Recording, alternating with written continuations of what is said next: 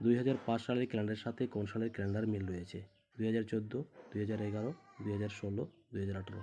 অঙ্কটিকে করার জন্য সনের শেষের দুটো সংখ্যাকে 4 দিয়ে ডিভাইড করতে হবে। এটাকে 4 দিয়ে ডিভাইড করলে একবার যাবে প্রথমে 1।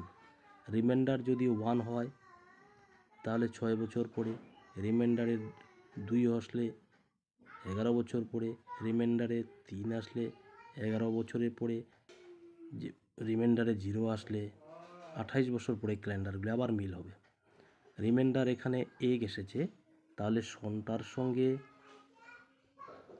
6 যদি যোগ করি তাহলে এখানে আসবে 11 1 1 0 2 2011।